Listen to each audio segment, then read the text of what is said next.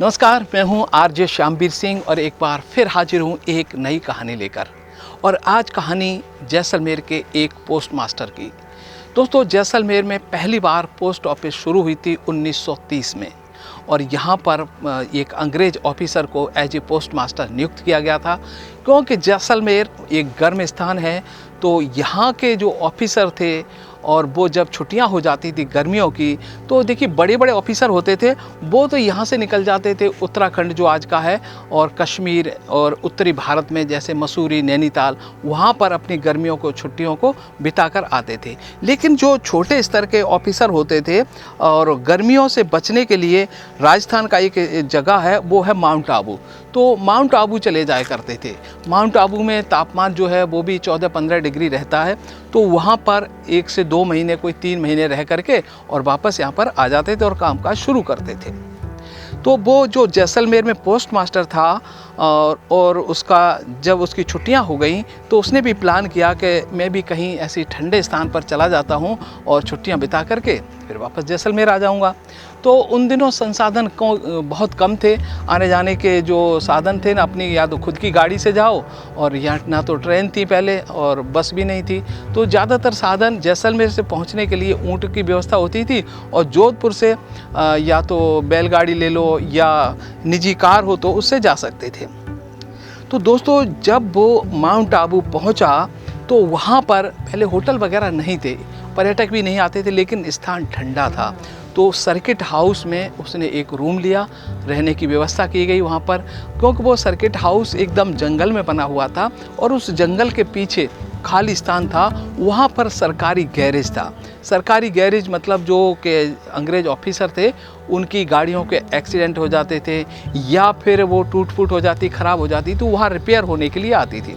क्योंकि उस समय आपको पता ही गाड़ियों की संख्या बहुत कम थी, तो इक्का दुक्का कभी कभार गाड़ी आ जाती थी, बाकी तो वो गैरेज लॉक ही रहता था। तब जो वो ऑफिसर था वो वहाँ पहुँचा, रहने लगा कि जैसा आपको पता ही है कि जो ब्रिटिश लोग होते हैं उनको एक आदत होती है शाम को ड्रिंक करने की।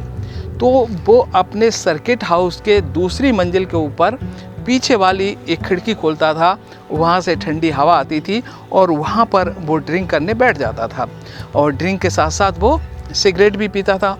इस तरह से उसका टाइम पास हो जाता था। क्योंकि वो ऑफिसर अकेला था और उसका परिवार इंग्लैंड में रहता था, तो 1 या 2 बज जाते थे रात के और वो वहाँ पर एंजॉय करता रहता था। वक्त गुजरता गया। एक दिन दोस्तों, अचानक जब वो वहाँ खिड़की के पास बैठा था तो जो गैरेज थी उसके सर्किट हाउस के बाउंड्री के बाहर वहाँ से एक गाड़ी स्टार्ट हो जाती है। अचानक 12-1 बजे गाड़ी की आवाज़ें आने लग जाती हैं। तो वो सोचता है कि चलो कोई आया होगा अंग्रेज ऑफिसर, गाड़ी ख़राब हो गई होगी या गाड़ी ले जा रहा होता, ज़्यादा ध्यान नहीं देता। लेकिन उसको ये पता लग जाता है कि यहाँ एक गाड़ी स्टार्ट हुई है और लेकिन आते जाते गाड़ी नहीं दिखाई देती। करीब 30 मिनट 40 मिनट तक वो गाड़ी चालू रहती है और फिर अचानक बंद हो जाती है। अंग्रेज जो कर्मचारी था, वो ऑफिसर था, वो बाद में ड्रिंक करके सो जाता है। दूसरे दिन उसकी व्यवस्था वही थी, माउंट आबू घूम के आया और रात को खाना वाना खाने से पहले वो वहाँ बैठता था विंडो पर और फिर से वो ड्रिंक करना शुरू किया उसने। ड्रिंक करते करते अचानक से वहाँ से फिर से आवाज़ आई, गाड़ी स्टार्ट हुई। तो गाड़ी स्टार्ट होते ही फिर उसके थोड़े से कान खड़े हुए कि यह रात को रोज़ाना ये गाड़ी आती है, स्टार्ट होती है, इसी टाइम क्यों होती है। कुछ सोचने लगा, फिर भी उसने ज़्यादा ध्यान नहीं दिया कि चलो होता होगा, हमें क्या लेना देना है। लेकिन जब तीसरे दिन भी सेम काम हुआ, गाड़ी स्टार्ट हुई, अंदर से कुछ आवाज़ें आ रही थी जैसे कि गाड़ी के अंदर कोई बैठा हो, तो उससे रहा नहीं गया। उसने क्या, रोज़ाना काम है, देखता हूँ यार रोज़ाना रात को कोई मतलब ऐसा तो नहीं कोई चोर उचक्का या कोई गलत आदमी आता हो। तो वो उतरता है नीचे और वहाँ जाता है, बाउंड्री के पार देखता है तो वहाँ अंधेरा था, गाड़ी बंद हो जाती है, लेकिन वहाँ उसको कुछ भी दिखाई नहीं देता। खैर उसने कहा कि होगा। फिर वो दिन में उस गैरेज में जाता है तो गैरेज को देखता है तो ये तो लॉक भी लगा है, काफ़ी सालों से खुला नहीं है और गाड़ियों की जो हालत है, ऐसी कोई गाड़ी नज़र नहीं आ रही है कि जो कि स्टार्ट हो सके। लेकिन फिर वो अपने जो सिक्योरिटी गार्ड थे वहाँ पर सर्किट हाउस में उनको बुलाता है और उनसे कह के वो गैरेज का जो इंचार्ज था उसको बुलाया, ताला खुलवाया और उसने रात की घटना बताई। क्या उसने पूछा कि क्या कोई ऐसी गाड़ी है जो यहाँ पे आती हो, जाती हो रात को या स्टार्ट होती हो। तो जब वो इंचार्ज था गैरेज का, उसने बताया तो ये गैरेज तो यहाँ से स्थानांतरित हो गई है और कई वर्षों से ये गाड़ियाँ यहाँ पर ऐसे ही पड़ी हैं और यहाँ पर अभी कोई ना तो गाड़ी ठीक कराने आता है और जो गाड़ी खाली पड़ी हैं ना उनको कोई लेने भी नहीं आता है। इतना सुना था कि उसके कलेजा कांप गया, धक धक होने लग गई कि यार ऐसा कैसे हो सकता है। रात को मैंने देखा है, एक स्टार्ट हुई है गाड़ी, काफ़ी देर स्टार्ट रही है और मैं जब नज़दीक गया हूँ तो वो गाड़ी बंद हो गई थी। तो गैरेज वालों को जब ये बात बताई तो उसने कहा सर ऐसा हो नहीं सकता है, आपकी गलतफहमी कुछ हुई होगी, ऐसा हो ही नहीं सकता। और फिर बाद में वो सिक्योरिटी गार्ड वगैरह थे, वो उसका मजाक बनाने लग जाते हैं कि यार दारू ज़्यादा पी ली होगी रात को, इनको पता तो चलता नहीं है और ऐसे ही इनको वहम हो गया होगा। लेकिन जब नेक्स्ट डे भी वही कार्यक्रम होता है, वहाँ खिड़की पे बैठा वो ड्रिंक कर रहा था, गाड़ी स्टार्ट होती है, आवाज़ आती है, तो उसने रहा नहीं जाता और फिर वो दूसरे दिन उस इंचार्ज को बुलाता है कि भाई आप मेरे साथ बैठोगे, रात को देखोगे और जो मैं कह रहा हूँ सही, आप मान नहीं रहे हो। तो ठीक है, उसने कहा मैं बैठ जाऊँगा। वो इंचार्ज आता है रात को, नेक्स्ट डे उसके साथ में वहाँ खिड़की के पास ड्रिंक कर रहे होते हैं और जैसे ही 12 साढ़े 12 बजते हैं, एक गाड़ी स्टार्ट होती है, आवाज़ें आनी शुरू हो जाती हैं कि जैसे अंदर गाड़ी में कोई बैठा हो। वो दोनों उतर के जाते हैं तो गाड़ी बंद हो जाती है और उनको वहाँ पे कुछ भी नहीं मिलता। वो समझ गया गैरेज वाला कि ज़रूर यहाँ कुछ ना कुछ है। वो डर जाता है और फिर वो गैरेज के आसपास नहीं जाता। फिर क्योंकि दोनों ही ब्रिटिश थे तो वो अपने गार्डों से कहते हैं भाई ये क्या चक्कर है। तो वो गार्ड बताते हैं जो कि इंडियन थे कि साहब यहाँ पर ऐसा हो सकता है कि कोई सॉइल हो, यानी कोई आत्मा हो यहाँ भटक रही हो और रात को वो ये गाड़ियों को स्टार्ट करती हो। और आत्माएं तो कुछ भी कर सकती हैं, गाड़ियाँ चालू कर सकती हैं, ख़राब कर सकती हैं, बंद कर सकती हैं, कैसी भी आवाज़ें निकाल सकती हैं। लेकिन उनको विश्वास नहीं हुआ कि मैंने ये हिंदुस्तान आकर ही पहली बार ये घटना मेरे साथ हुई है और ये ऐसी घटनाएं ना तो मैंने वहाँ ब्रिटेन में कभी सुनी ना देखी। तो उसने कहा वहाँ अलग तरह की घटनाएं होती होंगी, यहाँ पर अलग तरह की होती हैं।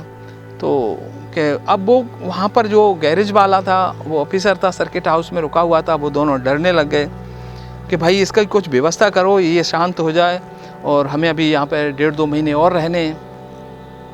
तो उसने कहा कि साहब रुको, मैं एक ओझा को जानता हूँ। ओझा होते हैं जो भूत प्रेत निकालने का काम करते हैं।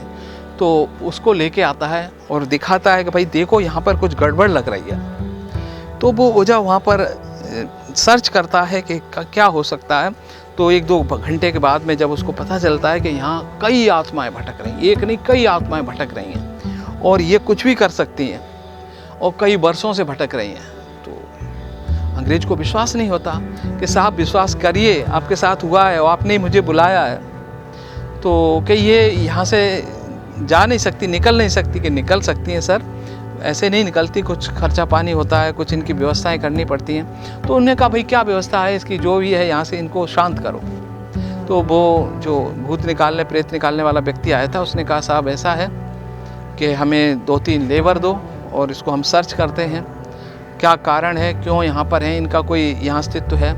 तो लेबर लेके आता है, उन गाड़ियों में पूरा देखता है, एक एक गाड़ी को सर्च करता है। तो एक मजदूर को एक रिंग, जो फिंगर होती है लेडीज, जो फिंगर, उसमें एक अंगूठी लेडीज पहनी हुई एक उंगली मिल जाती है और वो उसको लेके आता है कि साहब प्रेत भटकने का कारण ये था कि ये रिंग, कोई एक्सीडेंट हुआ होगा और वो गाड़ी में उसकी कोई डेथ हुई होगी और ये रिंग जो वाली है, जो उंगली है, वो उसमें रह गई है और जो आत्मा का अंतिम संस्कार बिना इसके उंगली के कर दिया गया है तो उसको मुक्ति नहीं मिली है।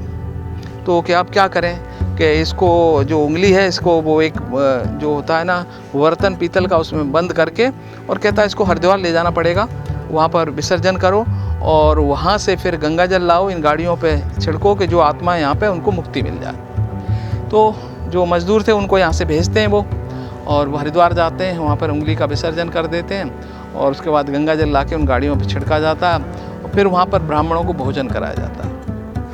इस तरह से वहाँ जो आत्माएं थी शांत हो जाती हैं। फिर वो उसके बाद में जो ब्रिटिश था और वो दोनों तीनों चारों मिलके वहाँ बैठते हैं, कोई आवाज़ें नहीं आती, फिर वो अकेला बैठता है, फिर भी आवाज़ें बंद हो जाती हैं। तो उसको विश्वास हो गया कि हम ब्रिटेन के लोग खुद को जो पढ़ा लिखा समझते हैं और वहाँ पर भूत प्रेत जैसी घटनाओं को हम नहीं मानते हैं, लेकिन घटनाएं होती होंगी, वहाँ भी अलग तरह की होती होंगी, लेकिन हम उनको टाल देते हैं। तो वो जब यहाँ से रिटायरमेंट के बाद गया तो वहाँ पर जो ऐसी आश्चर्यजनक घटनाएं ब्रिटेन में होती थी उन जगहों पर गया और यहाँ से गंगा जल लेके गया था। काफ़ी आत्माओं की ब्रिटेन में उसने मुक्ति कराई और उन जगहों को जो काफ़ी बरसों से वहाँ पे बंगले, पुराने घर जो बुरी घटनाओं के कारण खाली पड़े थे, वहाँ लोग जाते नहीं थे, फ्री में लेने को कोई तैयार नहीं था। तो उन लोग जो बिल्डिंगें थी पुराने बंगले जंगल में, उनमें वापस लोग रहने लग गए और वहाँ बुरी घटनाएं टल गईं। तो दोस्तों सच में ये आत्माएं होती हैं और कई लोग जो ज़्यादा घटनाएं हो जाती हैं, परेशान हो जाते हैं, तो उस जगह को छोड़ के चले जाते हैं। लेकिन इनकी मुक्ति बड़ी आसान है। कुछ नहीं हो हमारे पास तो गंगा जल लाओ और उस जगह पर गंगा जल छिड़क दो, उनको मुक्ति मिल जाएगी, वो जगह पवित्र हो जाएगी। आपको पता ही होगा उत्तर प्रदेश के अंदर एक जगह है सोरों, और वहाँ पर सगर के 100 पुत्र जो थे ना वहाँ पे जल गए थे। तो उसके बाद में जो सगर थे वो उन्होंने गंगा को पृथ्वी पे लाए थे और वहाँ के होके निकली तो उन सबको मुक्ति मिल गई थी। तो ये पुरानी कहानियाँ हैं, आज भी ये सच है और कहानी तो कहानी होती है और कितनी सत्यता है। और जो हमने उसकी डायरी से, जो ब्रिटिशर था उसकी डायरी से हमने जो कुछ मिला वो आपको ऐसा कैसा ही सुनाया। विश्वास करना ना करना आपका काम है। तो ऐसी घटनाएं और मैं लेके आता रहूँगा, आपको सुनाता रहूँगा। लेकिन आप ये मत सोचना कि कोई मैं अंधविश्वास फैला रहा हूँ। और ये जो घटनाएं अभी तक हुई हैं, कई लोग मानते हैं, कई लोग नहीं मानते हैं, और जिनके साथ घटनाएं होती हैं वही मानते हैं, ऐसा माना जाता है। जिसके साथ नहीं होती वो अंधविश्वास मानते हैं। कहते हैं मानो तो मैं गंगा माँ हूँ, न मानो तो बहता पानी। तो बस वही है। तो ये कहानी बस यहीं समाप्त करते हैं और फिर मैं एक नई कहानी के साथ कल उपस्थित होऊंगा। और तब तक अपने दोस्त आरजे श्यामवीर सिंह को दीजिए अनुमति। नमस्कार।